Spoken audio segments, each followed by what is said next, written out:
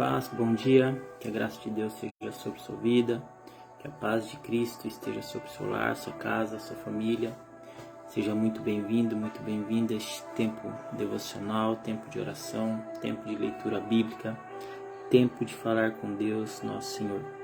Eu gostaria de convidar você, neste momento, a estar unindo a sua fé à nossa por meio desta oração. Amém? Vamos orar? Pai Santo e amado Deus, Pai Celestial. Pai, aqui estamos mais uma vez pedindo permissão para estarmos na sua presença, Senhor. Pedindo ao Senhor, meu Pai, que manifeste da tua glória sobre nossas vidas, que tome a glória para si de todo este tempo e que nos conduza diante da tua palavra. Pai, venha falar aos nossos corações, pois assim como sua palavra está aberta diante dos nossos olhos, nosso coração também se abre para a tua palavra. Por isso, Pai, semeia, meu Pai, do teu poderoso evangelho em nossas vidas, pois necessitamos aprender mais de ti, Senhor. Pai Santo e amado Deus, venha falar diretamente a cada um destes corações que vão ouvir esta mensagem. Que o Senhor venha, meu Pai, ao encontro destas pessoas e que elas possam sentir a presença do Espírito Santo em suas vidas. Em nome de Jesus. Amém e amém. Bom, meus irmãos, hoje falaremos um pouco sobre o perigo do orgulho. Muito se fala sobre o orgulho nos dias de hoje, mas se tem uma pouca noção do quão perigoso é o orgulho na vida de um cristão. O quão perigoso é o orgulho na vida de uma pessoa. E quais as consequências de se ter um coração orgulhoso. Pois é, para isso a gente vai ler aqui a história no livro de 2 Crônicas de um rei chamado Joás. Foi um rei também de Judá que ali teve seu reinado. Bom, na época, Joiada era o sacerdote ali em Judá e ele unge Joás como rei. Joás, que tinha a sua mãe de nome Zíbia, de Berseba, reinou em Jerusalém 40 anos. Olha só que não foi um curto reinado dele, ele reinou em Jerusalém por 40 anos. Ele começou a reinar em Jerusalém, preste atenção nisso, apenas com 7 anos de idade. E uma das primeiras ordens que este rei, chamado Joás, deu durante seu reinado foi que fosse consertado o templo de adoração a Deus. Preste atenção nisso. Aqui no livro de 2 Crônicas, capítulo 24, no versículo 2, a Bíblia retrata um pouco do que foi o princípio do reinado de Joás em Jerusalém, onde está escrito assim: E fez Joás o que era reto aos olhos do Senhor todos os dias do sacerdote Joiada. Preste atenção nisso. Ele reinou por 40 anos em Jerusalém. Ele começou o seu reinado aos 7 anos de idade, muito novo, uma criança, né? Mas para que ele pudesse reinar já tão novo, ele era orientado, ele era aconselhado. E quem ajudava ele nessas tarefas era o sacerdote Joiada, o mesmo sacerdote que ungiu ele como rei em Jerusalém. Um sacerdote que temia a Deus, que seguia as ordens, a palavra do Senhor, e assim ele fazia. E Joás teve a princípio o seu reinado próspero, um bom reinado, porque ele fazia tudo que era reto aos olhos de Deus, ou seja, o seu reinado obedecia à palavra de Deus, ele zelava pela palavra de Deus, ele amava a palavra de Deus. Então assim, o fundamento do seu reinado foi o quê? Foi um fundamento de obediência, onde ele priorizava a palavra de Deus.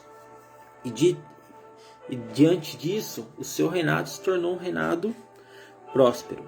Bom, mas em certa circunstância, Joiada, ele faleceu e depois da sua morte vieram-se os príncipes, todos os príncipes de Judá, e prostraram-se aos pés do rei Joás. Agora, Joás já não tinha mais aquele companheiro que sempre o aconselhou desde criança. Joás já não tinha mais a presença do sacerdote, daquele homem que sempre orientou ele nos momentos difíceis, que sempre ajudou ele em suas decisões. Ou seja, Joiada era um grande apoio para Joás. Porém, Joiada morreu, faleceu, e Joás agora se encontrava sem este apoio que ele sempre teve durante toda a sua vida. A história de relacionamento, de compromisso entre os dois era muito grande. Joiada ungiu Joás aos 7 anos de idade. Praticamente esse sacerdote ajudou a criar Joás. Praticamente esse sacerdote ajudou a educar Joás. Toda a vida de Joás foi ali em volta deste sacerdote. E agora ele se encontrava sem este sacerdote que sempre o orientou, sempre o ajudou a vida toda. Diante dessa situação, sem a presença desse sacerdote, ele começa a dar ouvidos aos príncipes de Judá. E os príncipes de Judá se prostraram aos pés do rei, e o rei os ouviram. Porém, eles trouxeram dos lados de fora de Jerusalém outras religiões, outras crenças, outras religiosidades, né? E diante disso, o rei Joás começou a ser influenciado pelas outras crenças, pelas religiosidades, pelo que esses outros príncipes acreditavam.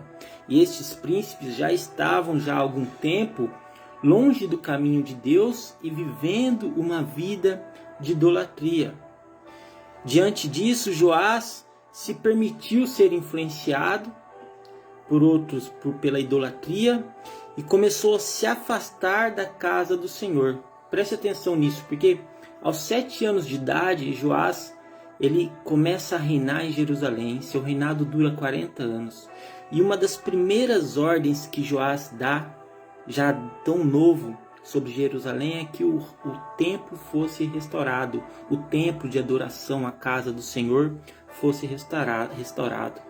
E agora, diante da morte do seu companheiro Joiada, o seu sacerdote, ele se encontra numa situação de tristeza, de desamparo, numa situação de insegurança. Talvez ele andasse perdido nesse tempo, dando ouvidos aos outros príncipes, e ali ele se deixa ser influenciado, permite que a idolatria entre ali em Jerusalém, e ele se afasta da casa do Senhor, da casa de Deus. A mesma casa na qual um dia ele deu uma ordem, fez um decreto para que fosse restaurada. Ele se afasta da casa de Deus, da casa dos seus pais, e eles começam a servir a imagens. Eles começam a idolatrar imagens do bosque e aos ídolos. Eles começam a viver uma vida de idolatria. O Senhor, observando tudo isso, vendo a idolatria prevalecer sobre a casa de Jerusalém novamente, sobre a vida do reino de Judá, então o Senhor se enche de ira. Se enche de ira, e a Bíblia fala que então, por causa desta culpa deles, veio grande ira de Deus, grande ira sobre Judá e Jerusalém. E Deus, mesmo irado com Judá, mesmo irado com Jerusalém, mesmo irado com a atitude de Joás e os príncipes de Judá, porque estavam ali alimentando a idolatria entre o povo, qual que é a atitude de Deus?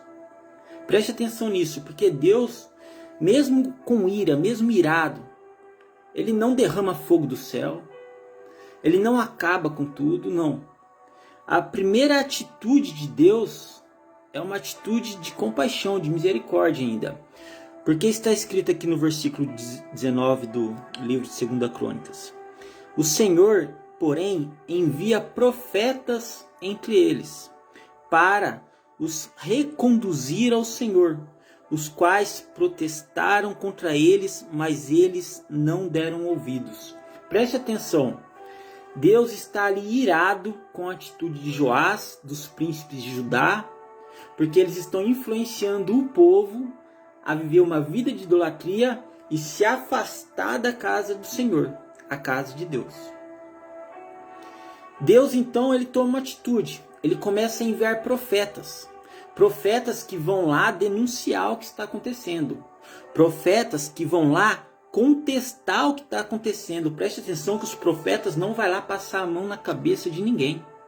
Os profetas não vão lá bajular o rei, não vai lá bajular ninguém. Os profetas vão lá contestar, vão lá denunciar. Olha, vocês estão se afastando da casa de Deus, vocês estão vivendo uma vida de idolatria e isso pode trazer sérias, graves consequências, não somente contra vocês, mas contra todo o povo de Jerusalém, contra todo o povo de Judá. Porém, estes homens não deram ouvidos aos profetas. E o Espírito de Deus fez o quê? Revestiu a Zacarias. Zacarias era um dos filhos do sacerdote Joiada, o mesmo sacerdote que ajudou a criar e educar Joás, o rei de Jerusalém. Um dos filhos deste homem, deste sacerdote Joiada, chamado Zacarias, ele foi revestido pelo Espírito de Deus. E ele se pôs em pé, acima de todo o povo, e lhes disse assim, preste atenção nessas palavras deste sacerdote Zacarias, revestido pelo Espírito de Deus. Assim diz Deus: por que transgredis os mandamentos do Senhor, de modo que não possais prosperar? Por que deixastes ao Senhor, também Ele vos deixará. E isso é muito sério.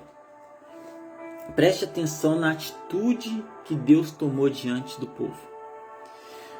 O povo, por si só, influenciado pelos seus líderes, eles optaram por se afastar do caminho de Deus, por se afastar da casa do Senhor. Eles praticamente abandonaram a casa de Deus. Deus, a princípio, se ira com a atitude deles. Deus poderia, naquele momento, ter numa atitude de ira, despejar fogo do céu, fazer algo acontecer ali. Mas não. Deus ele envia homens, profetas, para orientar todo aquele povo, orientar os reis, Joás, o rei de Jerusalém. Olha, vocês estão se afastando da casa de Deus, estão vivendo uma vida de idolatria. Isso vai trazer consequências sobre suas vidas. Mas mesmo ouvindo os profetas, eles não deram ouvidos. Eles não temeram aquele aviso de Deus sobre a vida deles. Porque o coração deles, meu irmão, estavam orgulhosos. E o orgulho traz isso sobre a vida do ser humano. Exatamente este é o perigo do orgulho. O orgulho ele endurece o coração, fazendo com que a pessoa não dê ouvidos, fazendo com que a pessoa não consiga enxergar o mal à sua frente. O orgulho, ele afasta a pessoa do caminho de Deus. O orgulho é a expressão da ingratidão. Ou seja, tantas coisas Deus fez por este povo, tantos livramentos Deus derramou sobre a vida deste povo. Deus permitiu que Joás fosse rei desde criança e reinasse por 40 anos. E enquanto Joás fazia as coisas corretas, o seu reinado era reto diante do Senhor, tudo era bom, tudo era próspero. Mas quando Joás decide dar ouvidos às coisas do mundo e deixar o mundo entrar dentro do seu reino, preste atenção nisso, porque isso serve para as igrejas hoje. Porque quando Joás, quando ele fazia tudo correto diante da palavra de Deus, o seu reinado era reto diante do Senhor. Mas quando ele começa a dar ouvidos às coisas externas, às coisas do mundo, e as coisas de fora começam a entrar dentro do seu reinado, ele se afasta das coisas de Deus. Ele começa a dividir o espaço que existe dentro do seu reino entre Deus e o mundo. Diante dessa situação, ele começa a se corromper, a se contaminar. E sem que ele perceba, seu coração se torna um coração orgulhoso, ao ponto de não conseguir mais ouvir a palavra de Deus. Para quem prega a palavra de Deus, sabe o quão é difícil quando você vai falar de Deus para uma pessoa, mas a pessoa está fechada. Ela não quer ouvir a palavra de Deus. Muitas vezes você até tenta insistir, mas a pessoa logo critica ou julga. Muitas pessoas, ouvindo a palavra de Deus, vai fazer totalmente ao contrário daquilo que você disse, vão pirraçar. Então assim, muitas vezes você vai falar para a pessoa, olha, isso aí está te afastando do caminho de Deus. Não faça isso, não convém que você faça isso. A pessoa às vezes ela adquire até uma raiva contra a palavra de Deus, aí que ela vai fazer mesmo. Aí que ela vai pirraçar mesmo. E era essa situação deste momento. Joás e os príncipes de Judá estavam ouvindo o aviso de Deus, mas não estavam levando em consideração o aviso do Senhor. Deus faz o que então? Olha, já que vocês querem viver assim, então que vocês vivam conforme as suas decisões. Já que vocês abandonaram a minha palavra, abandonaram a minha casa, eu, o Senhor, também os deixarei. Os deixarei. Você acha que é possível Deus abandonar alguém? Eu sei que é uma palavra muito forte, porque quando se fala de abandono, se fala de abrir mão, se fala de excluir, se fala de deixar do lado de fora. Mas praticamente o que Deus está fazendo aqui é isso. Olha, vocês não querem saber de mim. Vocês querem viver do jeito que vocês acham que devem viver. Vocês não querem ouvir a minha palavra. Então, já que vocês querem viver suas vidas dessa maneira, vivam. Já que vocês estão me deixando, eu também vos deixarei. Porque essa é as palavras de Zacarias revestido pelo Espírito de Deus. Porque vocês deixaram o Senhor, também Ele vos deixará. Você acha que existe algo mais terrível na vida de um ser humano do que Deus deixar esta pessoa do lado de fora? Do que Deus deixar esta pessoa viver a vida dela do jeito que ela quer? Pois Deus permite isso. Se você resiste à palavra de Deus, se você luta, conflita contra a palavra de Deus, se Deus tem enviado pessoas no seu caminho, na sua vida, para te orientar, para te aconselhar, para falar sobre a palavra de Deus sobre sua vida, mas você tem batido a porta na cara dessas pessoas, seu coração anda fechado, cheio de orgulho, você resiste à palavra de Deus, você está lutando contra a palavra de Deus. Vai chegar certo momento que Deus vai olhar para você e vai dizer, olha, já que você quer viver a sua vida dessa maneira, viva. Viva a sua vida. Viva. Só que isso traz consequências. E muitas pessoas estão vivendo neste exato momento das suas vidas nessa mesma condição de Joás. Joás não queria mais saber da palavra de Deus, mesmo conhecendo. Joás não queria mais saber da casa do Senhor, mesmo sabendo o quão foi difícil restaurar a casa de Deus, do Senhor ali em Jerusalém. Então Deus diz através de Zacarias, já que vocês me deixaram, eu também vou deixar vocês em paz. Vivam suas vidas da maneira que vocês querem. E sabe o que aconteceu, meu irmão? Porque tudo tem uma consequência. Tudo tem uma consequência. E ali Joás seguiu o seu reinado, junto com os príncipes de Judá, e ali ele começou a sofrer investidas do reino do exército da Síria. E o exército da Síria invadiu ali Jerusalém. Preste atenção, porque o reinado de Jerusalém era temível. O exército de Jerusalém era grande, era forte. Mas o exército da Síria era pequeno comparado ao de Jerusalém. E conseguiu invadir Jerusalém e tomar o reinado de Joás, mesmo em pequeno número de homens. E por que isso? Porque a proteção de Deus saiu de Jerusalém. saiu do reinado de Joás. Porque assim como eles quiseram viver a vida deles longe de Deus, Deus permitiu que eles vivessem assim. E ali eles começaram a viver desprotegidos.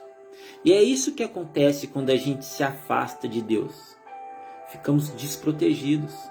É isso que acontece quando a gente quer viver a nossa vida da nossa maneira, contando apenas com nossas forças e não se importando com as coisas de Deus. Nos colocamos sujeitos aos riscos deste mundo. Por isso muitas coisas acontecem na vida de um ser humano que às vezes ele não entende. Mas por que está acontecendo tudo isso ao mesmo tempo? Muitas vezes é porque ele está saindo debaixo da proteção de Deus. Veja que a mão de Deus alcança todos em todos os lugares. Não existe lugar tão longe nesse mundo que as mãos de Deus não possam alcançar. Mas um homem com o coração orgulhoso, endurecido, ele tem a capacidade de se afastar da proteção de Deus. Ou seja, Deus enviou a pessoa para te dizer, não vai lá que ele não é para você. Não faça isso, que isso não é para sua vida. Mas ainda assim a pessoa insiste em desobedecer o alerta de Deus. Mesmo Deus enviando um profeta, mesmo Deus enviando um missionário, mesmo Deus colocando um pastor na vida dessa pessoa, essa pessoa insiste em viver longe da presença de Deus. Aí o que acontece com isso? Deus olha para as pessoas, poxa, mas eu te avisei, eu falei para você, eu enviei uma pessoa, eu enviei um profeta, eu coloquei um pastor na sua vida, você insiste em viver assim? Já que você quer viver assim, meu filho, então vá viver sua vida. Vá viver sua vida. E isso é triste. E não espere ouvir isso de Deus na sua vida. Porque se você ouvir isso de Deus, é porque você está vivendo muito longe de Deus. Então não espere Deus abrir mão de você. Porque muitas pessoas têm procurado isso para si mesmas. Confrontando a palavra de Deus. Achando que a palavra de Deus é brincadeira. A palavra de Deus nunca foi brincadeira. Então não brinque com a palavra de Deus. E Deus ele avisou aqui este povo. Deus avisou essas pessoas. Mas eles não deram ouvidos à palavra de Deus. Diante disso, qual foi a consequência sobre o reinado de Joás? As pessoas foram feridas, foram mortas, o reino foi tomado pelo exército da Síria e Joás, ferido, caiu numa cama, ferido de batalha, prestes a perder a sua vida. O seu reinado já estava completamente perdido. E ali, os seus próprios súditos que estavam ali próximo deles, tramaram contra ele, tirando a vida dele. As pessoas que estavam próximas dele traíram ele, conspiraram contra ele e derramaram o sangue dele. E ele ali morreu, ferido numa cama, devido a uma vida de desobediência. O que a gente aprende com tudo isso, meu irmão? Preste atenção nisso, já terminando nosso devocional. Joás começou bem. Com 7 anos de idade, ele já era rei em Jerusalém. O seu reinado durou por 40 anos. Ele era ungido por Joiada, um sacerdote, um homem de Deus. E ali a Bíblia relata que tudo que Joás fazia estava certo. Ele vivia seu reinado com honestidade, com integridade, então seu reinado era reto diante dos olhos do Senhor. Mas quando ele perdeu Joiada, que era o seu grande amigo, seu sacerdote, seu companheiro, seu conselheiro, ele se sentiu desamparado, ele se sentiu perdido. E então os príncipes que se aproximaram dele de Judá começaram a influenciá-lo com as coisas do mundo. E ele começou a permitir que as coisas do mundo começassem a entrar dentro da vida dele. E assim ele começou a se corromper com a idolatria. E começou a se afastar das coisas de Deus. Preste atenção nisso, meu irmão. Porque em Romanos, o Senhor nos fala que quanto mais você é amigo do mundo, mais você se afasta de Deus. Praticamente, quando você se torna amigo do mundo, você se torna um inimigo de Deus. E isso é sério.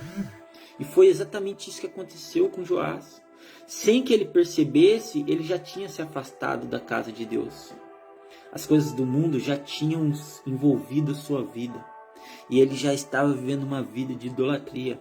E quem pensa que idolatria é apenas a adoração a imagens, estátuas, está enganado. Existem vários tipos de idolatria. O dinheiro se torna um ídolo no mundo nos dias de hoje. Se não o maior deles para as pessoas. Porque se mata, se morre por dinheiro, se vive apenas por dinheiro. Ou seja, a idolatria está em todos os lugares. E às vezes, sem que você perceba, até mesmo você sendo crente, cristão, criticando muitas vezes os católicos porque eles idolatram uma imagem, isso, aquilo, muitas vezes você pode estar idolatrando outras coisas na sua vida tão grave quanto idolatrar uma imagem. Muitas vezes você pode estar idolatrando a si mesmo, idolatrando o seu ego, a sua vaidade, o seu orgulho. Muitas vezes você pode estar se idolatrando, se colocando acima de Deus, deixando Deus como um segundo plano na sua vida. Olha, a casa do Senhor está ali, quando der eu vou. A casa de Deus está ali, quando eu tiver um tempinho eu faço uma visita. Você está entendendo a gravidade da idolatria? Porque a idolatria é algo que muitas vezes não é nítido aos nossos olhos, mas muitas vezes já está envolvida em nossas vidas. E isso aconteceu com Joás, e Joás pagou um preço com a própria vida. Perdeu o seu reinado, morreu ferido, diante de uma conspiração contra as pessoas que estavam próximas dele.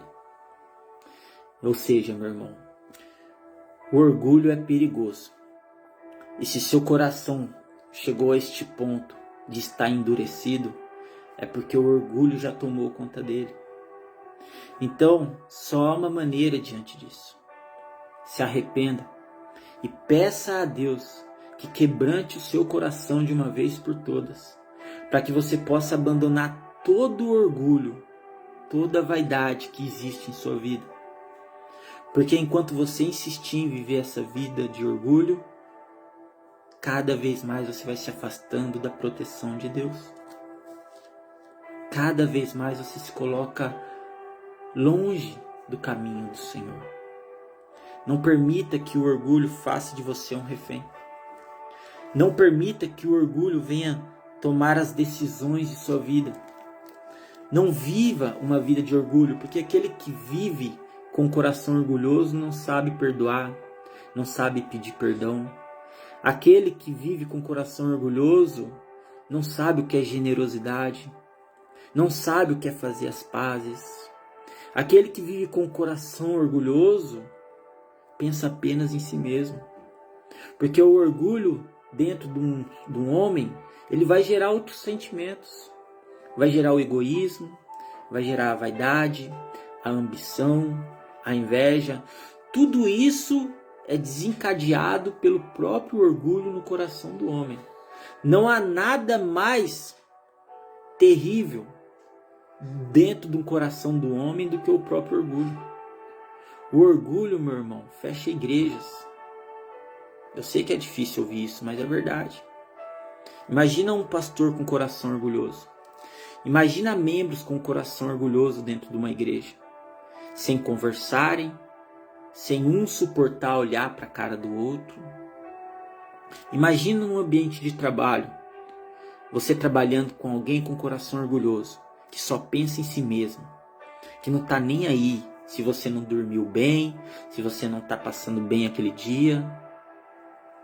É exatamente isso o orgulho.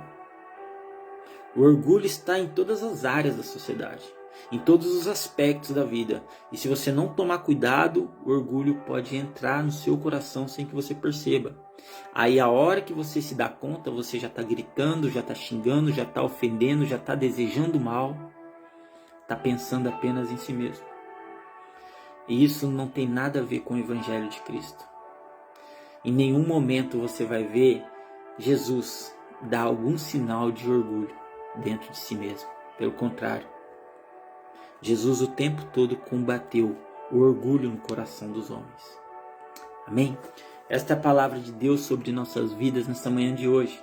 Eu gostaria de orar pela sua vida e agradecer a presença de todos vocês que estão aqui participando. Meu irmão Sandro, o Valmir, saudade Valmir, Deus abençoe você, o Leonel, o Pastor Noel, que Deus abençoe também todos vocês. Vamos orar agora e agradecer a Deus aí por este sábado, amém?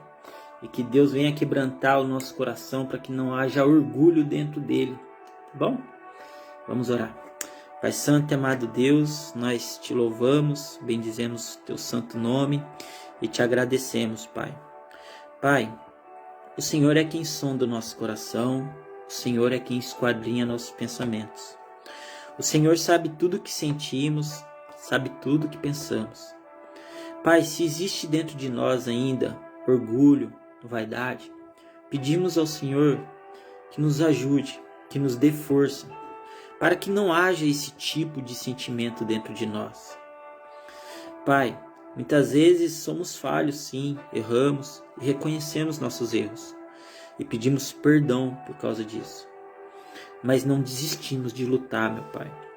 Não desistimos de lutar contra o pecado, não desistimos de lutar contra o orgulho. Não queremos viver apenas uma vida de vaidade, realizando nossos desejos, não. Queremos viver uma vida com o Senhor, uma vida reta diante dos olhos do Senhor, Pai. Pai, por isso nos dê força, nos ajuda, meu Pai, naquilo que não conseguimos, naquilo que não podemos, naquilo que não temos competências. Pois sabemos, meu Pai, que o Teu Espírito se aperfeiçoa na nossa fraqueza. E o Senhor conhece nossas fraquezas, Pai. Por isso pedimos e recorremos à sua ajuda, Senhor. Em nome de Jesus, Pai, te agradecemos. E também, meu Pai, eu te peço, abençoa a vida de cada um destes que acompanharam esta mensagem.